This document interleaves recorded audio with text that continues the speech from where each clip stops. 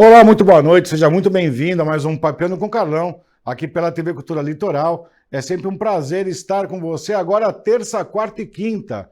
O nosso programa, a partir de agosto, é terça, quarta e quinta, sempre às 19 horas, com reapresentação no mesmo dia, às 23 horas.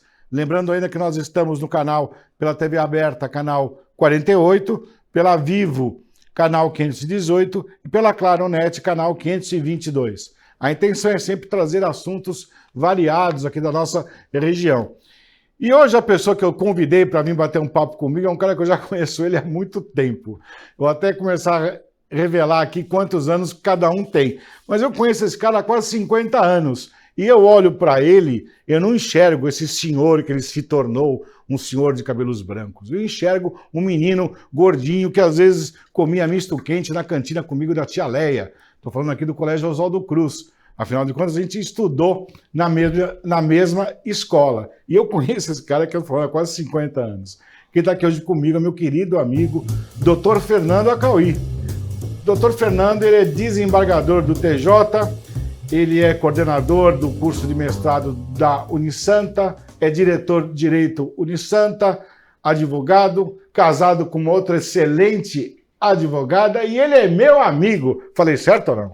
Falou certinho. Esqueci, presidente do conselho, cara. É presidente do conselho do Santos. É importante também isso. É muito não importante. É o cara que vai no jogo, que eu vejo o desembargador xingar. O meu filho adora assistir jogo do lado do tio Acauí. Falo, mas Cadu, por quê? Porque você deixa eu xingar do lado do tio Acauí. Então, Cadu adora assistir jogo do seu lado, porque ele põe as emoções de fora. O teu filho também xinga também. Xinga. Entra ali no ele campo. tem permissão. Ali ele pode, né? Só ali. A gente dá... É só ali? Dá uma carta de alforria ali pra ele. É só ali? Só ali. É difícil ser pai?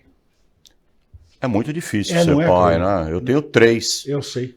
E bastante difícil, né? Uma responsabilidade muito grande você criar uma pessoa e tentar transmitir os melhores valores possíveis para ela, né?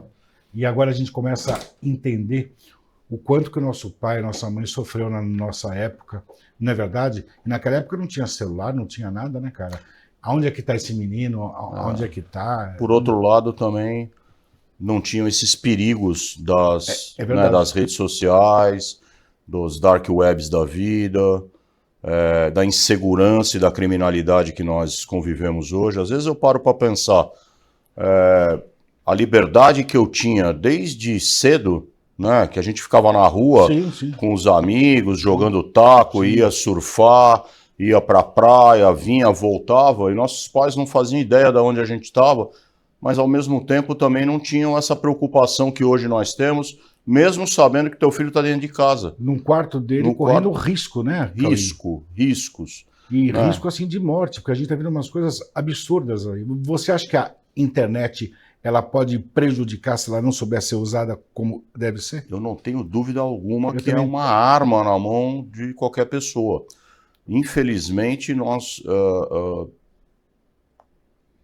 por um lado, não podemos tolher os nossos filhos de terem acesso a esse tipo de mecanismos, né, de eletrônicos, de jogos, etc., porque senão eles vão ficar totalmente alienados do que está acontecendo na geração deles. Mas, por outro lado, a gente tem que ter o olho atento porque, infelizmente, eles passam a ter contato com pessoas que não são necessariamente do círculo de amizade deles e que muitas pessoas se fazem passar por crianças, por adolescentes, mas que, na verdade, por trás disso estão pessoas muito mal intencionadas, né? Você vê que a gente começou nosso papo com a coisa que a gente mais ama, que são os nossos filhos.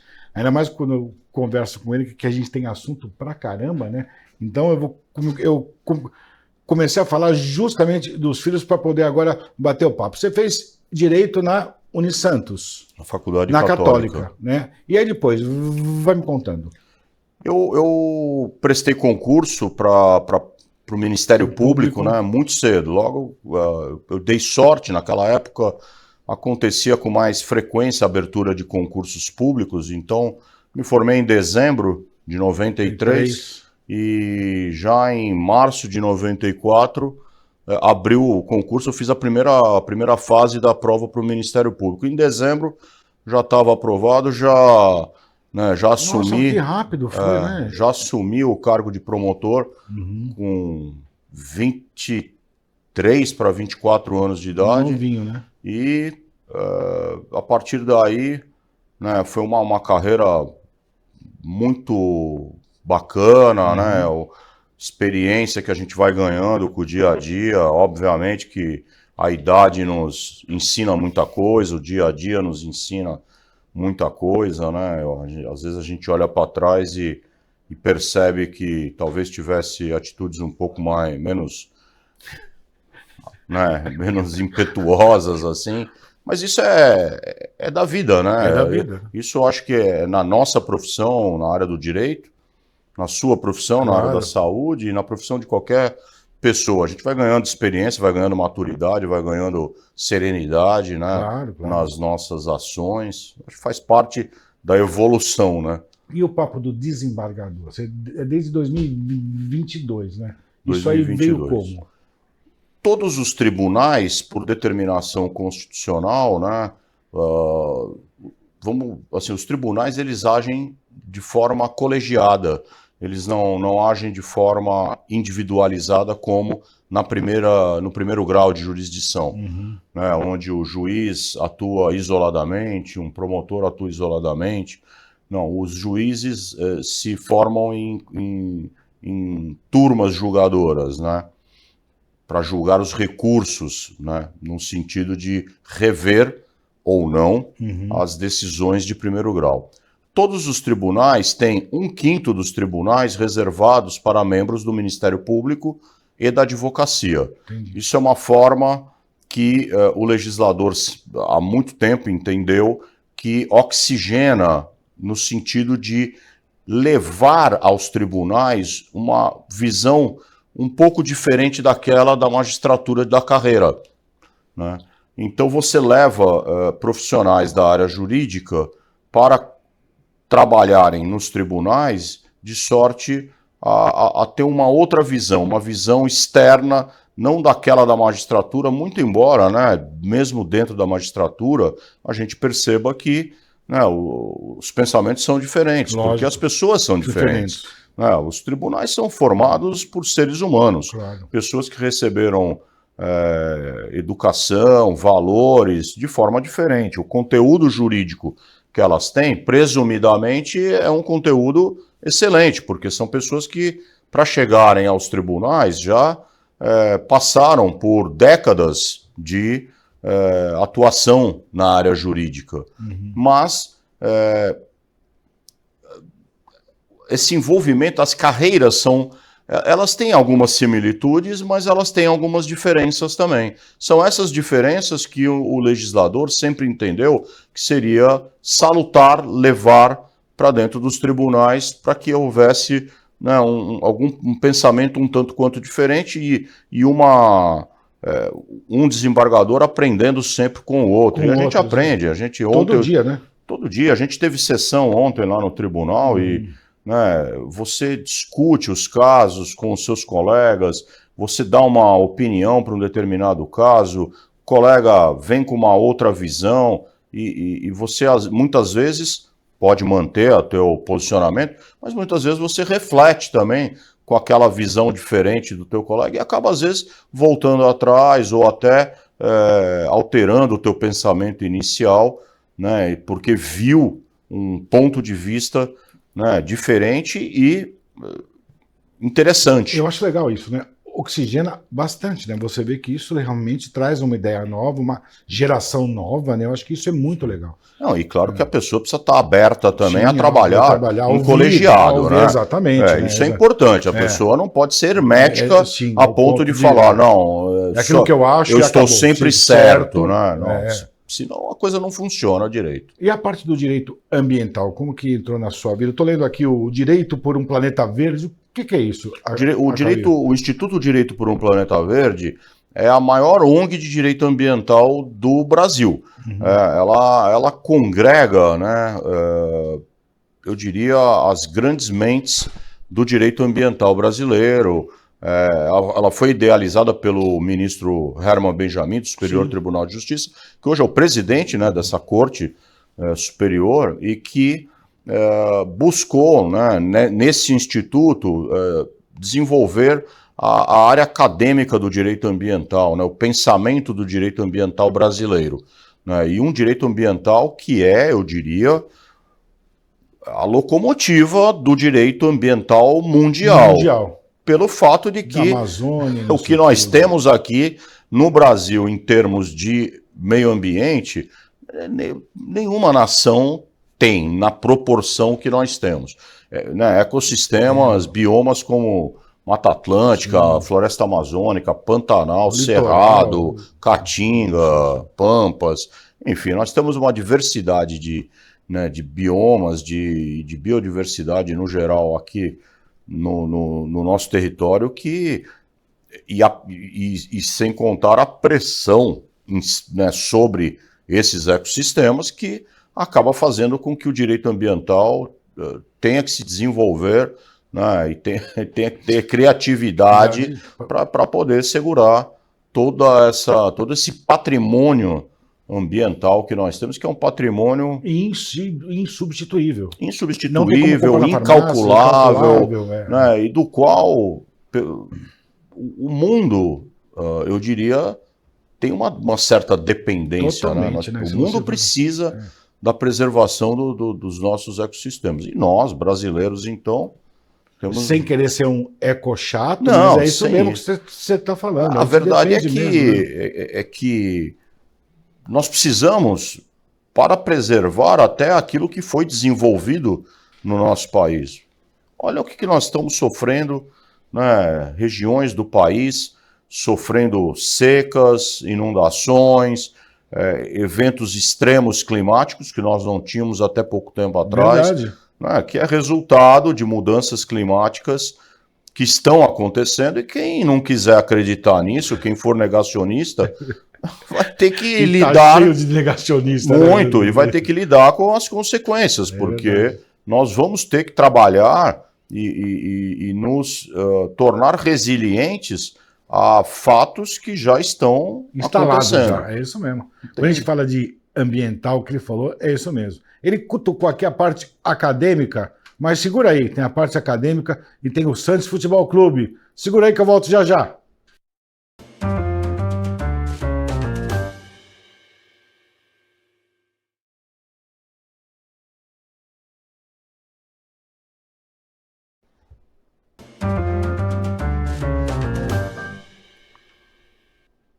Olá, estamos de volta aqui com um papo super legal com o doutor Fernando Acauí. A gente acabou de falar sobre direito ambiental e aí ele cutucou um pouquinho na parte acadêmica.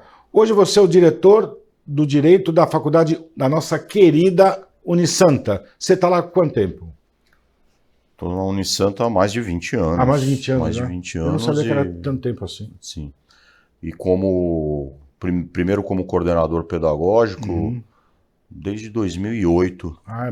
Então você já está há bastante tempo. Aí tem também a parte de mestrado, não tem?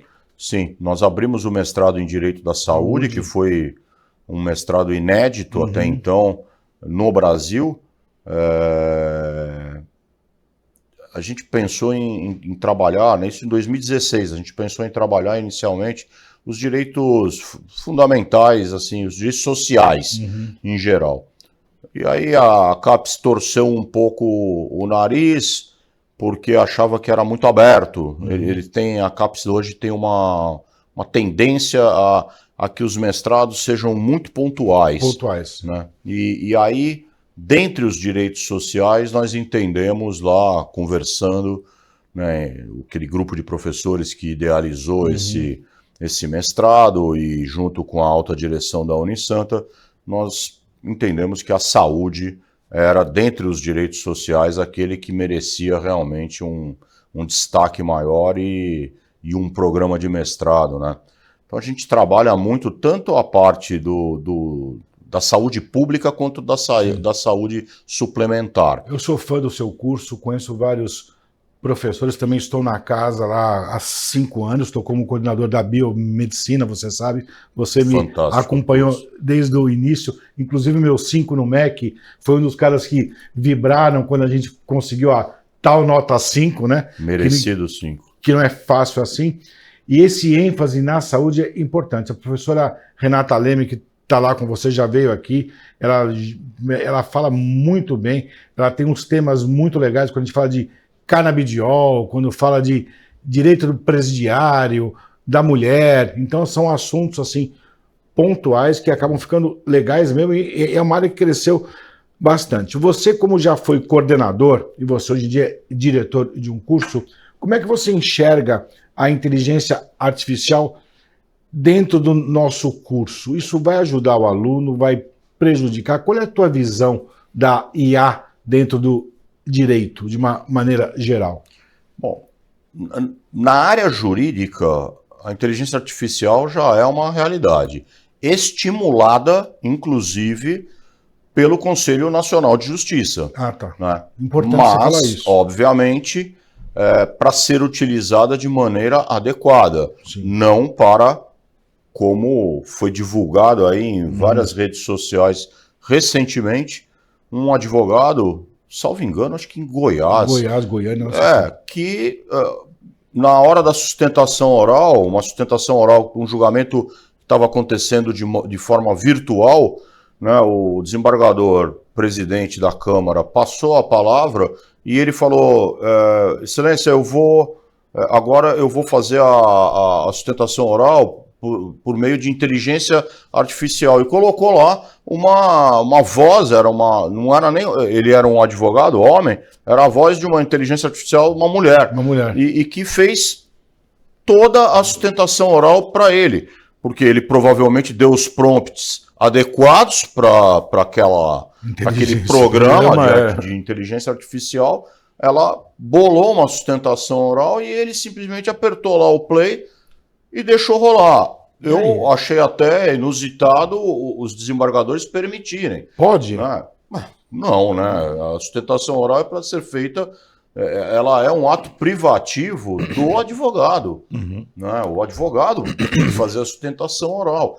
É aí que eu estou querendo dizer. Também já houve recentemente a punição de uma juíza, salvo engano, no Rio Grande do Sul, que utilizou a inteligência artificial para fazer um modelão de sentença para baixar lá nos centenas de sentenças que tinham praticamente o mesmo conteúdo feito por inteligência artificial. Se for para isso, né, ninguém vai substituir o ser humano na hora de julgar o seu semelhante. Né? Principalmente porque a máquina jamais terá a sensibilidade que o ser humano tem que ter na hora de julgar um outro semelhante. Porque não é só a letra fria da lei, é a sua interpretação com relação a valores que muitas vezes estão intrínsecos na legislação. Lógico, faz sentido. Estão claros aí, não serão captados por uma máquina. Não, exatamente. Não é verdade? Então, exatamente, os valores intrínsecos. Né? Eu, por exemplo, lá na nossa competência no tribunal, quando eu digo nossa, não estou querendo falar aqui numa terceira pessoa majestade, eu estou falando lá da minha subseção, claro. Né? Não ficar aqui naquela arrogância, né? Lembra o Viola falava na terceira pessoa? Não, o Viola, ele falou dele mesmo, o Viola, não o Pelé. O Pelé falava também.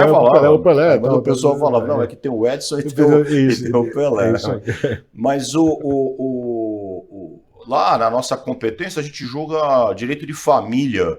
Como é que você vai entregar na mão de uma máquina essa sensibilidade que um juiz, um magistrado precisa ter na hora de julgar um caso que diz respeito à guarda de um menor, de uma criança? Não faz sentido. Né? Uma alienação parental, algo que é extremamente impactante na vida de um ser humano, né? Que pode trazer consequências drásticas na formação dessa pessoa. Como é que você vai entregar isso na mão de uma máquina? Não faz sentido algum. A sua vida é uma pressão só, né? Pelo que eu estou vendo, né? Direito, papapá, desembargador. Vamos colar do meu querido Santos Futebol Clube. Isso é mais pressão ainda. Então, você está como presidente do conselho. Meu amigo, eu não sou de falar em grupo algum, eu só leio. Quando eu leio, às vezes, no nosso grupo de WhatsApp, que você é presidente. E você é conselheiro. E eu sou conselheiro e eu acabo vendo ali. A Cauí, como é que você lida com isso? Eu não falei a Cauí torcedor. A Cauí torcedor eu conheço bem. Estou falando presidente do conselho. O que está vendo?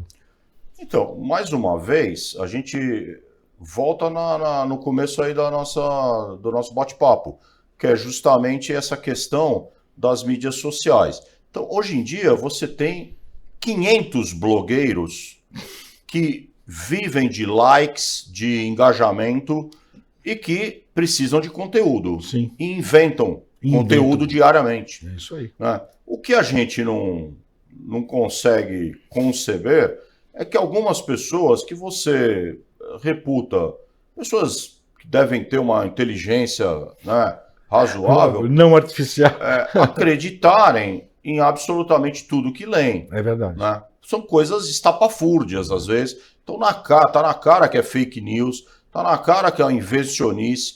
O sujeito hoje ele pega e, sabe, ele simplesmente diz: o Santos está interessado na compra de tal jogador. Ou o Santos resolveu vender o jogador X. Ou aí começa lá no grupo, você já viu. Alguém sabe se isso é verdade? Nossa, isso aqui é um absurdo. Quer dizer, já compra como uma verdade absoluta. Já. E aí começa aquele tumulto, aquela efervescência, porque futebol é algo para tese de mestrado e doutorado na área de sociologia e de antropologia no mundo inteiro. É algo que mexe com as pessoas de uma forma que leva o sujeito a uma fase irracional do ser. Eu já vi você conduzir reuniões no conselho, meu irmão. Eu estava na plateia ali só ouvindo, mas você saber lidar com aquilo é muito difícil, cara. É muito. Você nunca vai agradar a todos. Já começa aí. Você pode contratar o Maradona que não vai dar certo. E existem fases boas e fases não boas, já que você não quer usar o termo ruins. Então são fases, mas meu amigo, tem os tais dos caras que acabam achando que a Terra é plana e inventam umas histórias, e eu, como sou conselheiro, eu já sou meio que cobrado. Eu imagino você, como presidente do conselho, falar: pô, vocês vão ver, e querem dinheiro, e que o pai do Neymar é tudo balela, é tudo papinho furado, que é tudo mentira. É tudo mentira. E os caras jogam aquilo que o técnico já saiu e que está vindo Luxemburgo. Uma história muito louca. Onde você fala: eu sou do conselho, não ouvi isso. Tem os incautos. Tem, não tem? E tem as pessoas que jogam essas notícias de má fé. Existem aqueles que querem realmente desestabilizar, né, o clube. E estes, no meu modo de ver, não são santistas de verdade. É verdade. Porque você querer desestabilizar o clube por motivos puramente políticos, às vezes, eu acho que isso não é uma conduta que eu acho que é correta. Mas há aqueles que são massa de manobra, né? Que são manobrados por estes outros que estão de má fé. Exatamente. E que começam a se colocar numa situação que chega a ser até vexatória às vezes, né? E o Marcelo também fica numa situação que a gente vê que é mentira o que estão falando, né? O Marcelo sempre diz, eu leio, não ouço nem da boca dele, não. Eu leio até em entrevistas que ele dá, ou vejo em entrevistas que ele concede, que ele não se importa e nem deve se importar, porque isso, quem assume a presidência de um clube de futebol precisa conviver com isso, e o Marcelo tem uma experiência gigantesca, há anos, né? De pai, né? De pai. Desde o pai do Dr. Milton, que é ser cobrado. Você vai ser cobrado, né? Em todo clube de futebol. Você vê clubes que estão hoje no topo da tabela, clubes que foram para disputar o Mundial de Clubes e que não obtiveram o sucesso máximo e são cobrados. Você imagina a gente. Quer dizer, chegaram, tipo o Fluminense chegou, né, num nível excepcional lá dentro do torneio, e mesmo assim perdeu. Foi cobrado. Exatamente. Cobra o treinador, cobra o presidente, cobra os jogadores. Cobra o Soteldo agora. Cobra todo mundo. E a torcida, eu volto a dizer, é um misto de... É uma paixão, é uma coisa... A gente sabe disso porque a gente... perde a racionalidade às vezes. Eu sabia, mas eu estou justamente fazendo essa pergunta para você, porque eu já assisti jogo do seu lado várias vezes, eu conheço os dois Fernandos, né? Eu conheço o Dr. Fernando e conheço o Acauí. Então, assim, eu vejo que você... Pô, você Você fica xinga. doido lá, Você né? xinga. Você compreende o conceito, fala, filho da... Você xinga. Então, quer dizer, eu conheço, então, o que falam, não, porque trabalha com o Marcelo, é tudo balela. É tudo um 7-1. Vocês não conhecem para poder falar. Eu conheço. E conheço o cara há quase 50 anos. A gente quer que o Santos, logicamente, saia dessa fase ruim. A gente não quer que o Santos perca nunca. Por isso que esse negativismo não pode ter. O verdadeiro torcedor não faz isso. Ele torce pelo bem do time. O torcedor pelo bem. Não é verdade, Cauê? Ou não é torcedor. Não é um cara que vai encher o saco. O cara quer algo, né, que o sucesso não vai lhe trazer. O sucesso do outro não vai lhe trazer a posição que talvez ele queira lá dentro do clube. Então ele torce contra, ele quer que o clube, né, desmorone para ele poder assumir o papel que ele não conquistou, porque o associado não quis. Exatamente. Entender isso? Tem eleições lá, é democrática. Não é escolhido assim a dedo, o associado não quis, é exatamente isso. Cauê, obrigado por você ter vindo, obrigado pelo papo, você é sempre um grande amigo, sempre uma simpatia, um cara dedicado em tudo que você faz, na faculdade, na área jurídica e inclusive no nosso glorioso Santos Futebol Clube. Obrigado, Cauê, um grande beijo, um beijo na família. Te gosto bastantão para sempre, saiba disso. Obrigado. É muito legal, né, cara? Você tem um cara seu amigo assim há muitos anos e eu torço por ele sempre. Torço por todos, para você que nos assiste, agradeço mais uma vez. Um grande beijo, valeu, tchau, tchau.